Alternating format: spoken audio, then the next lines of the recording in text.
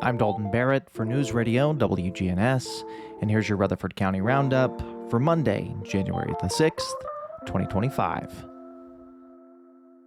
A single vehicle rollover crash disrupted the usual flow of traffic on Medical Center Parkway near Gateway Boulevard on Saturday, resulting in a dramatic rescue and a fortunate outcome for the victim. Around midday, the vehicle flipped and came to a rest upside down in the grassy median, leaving one person trapped inside.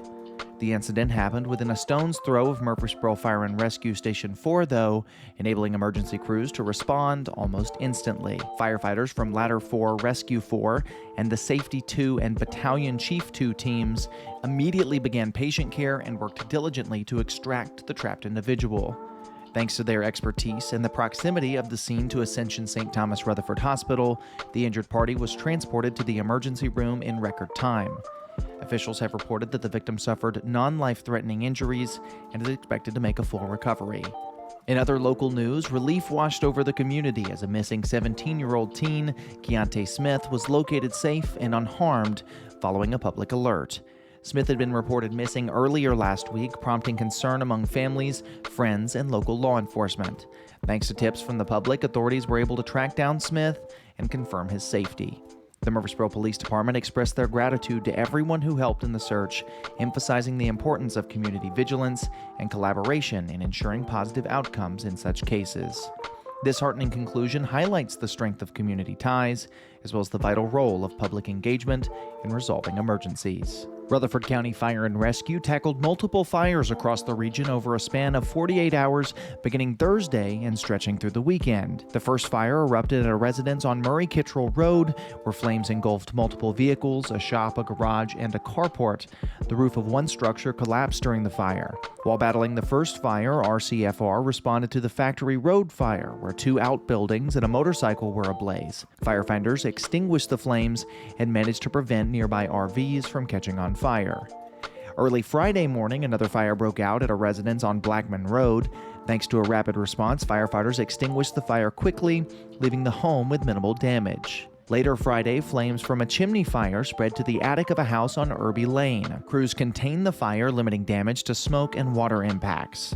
And on Saturday, flames from two vehicles parked in a driveway spread to the exterior of a nearby home, severely damaging the cars and melting the siding on the house. And a homeowner suffered burns while attempting to extinguish a fire in a shed near his home at 8:30 a.m. on Sunday. Fire crews from Murfreesboro Fire and Rescue arrived promptly to find the man already attempting to put out the fire.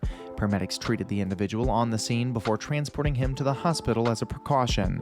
And police are searching for a male suspect connected to a shots fired call at the Walmart located on U.S. Highway 231 North on Saturday, January the 4th at 10:45 p.m. Surveillance footage captured images of the person of interest, and authorities believe the individual may have ties to nearby areas, including Rutherford County, due to the store's proximity to the county line.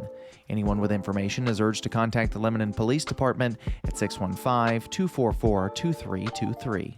In Rutherford County, the Murfreesboro Public Works Division has bolstered its winter readiness with additional equipment and materials. The city has recently added new equipment, including 6 Boss 8-foot Super Duty steel plows, 1 Boss 7-foot HTX steel plow, and a 10-foot front plow with air controls, totaling $98,485. They've also bolstered their salt stockpile.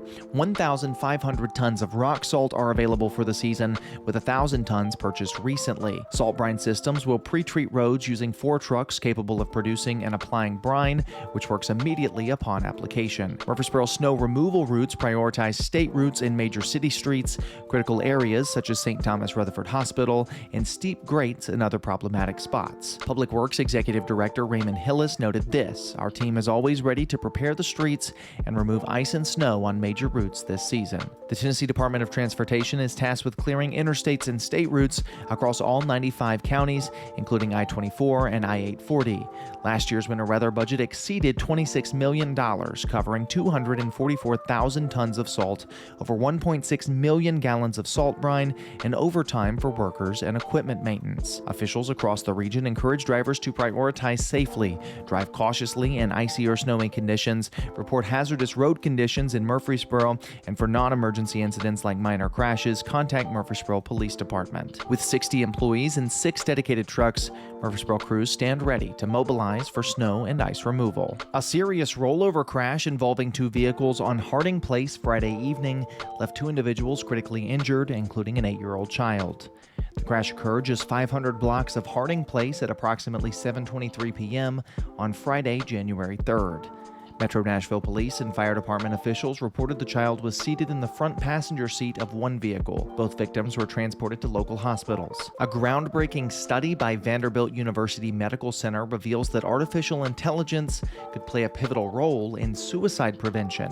The Vanderbilt Suicide Attempt and Ideation Likelihood Model uses electronic health records to assess patients' 30-day suicide risk. The study tested 2 approaches: interruptive alerts, immediate pop-ups prompting doctors to screen patients, and passive alerts, which is risk information displayed in electronic charts. Interruptive alerts resulted in doctors conducting suicide risk assessments for 42% of flagged patients, compared to the 4% with passive alerts. The system flagged approximately 8% of all patient visits, making it manageable for busy clinics. Conducted at Vanderbilt's neurology clinics, the research involved 7,732 patient visits over 6 months, generating 596 alerts.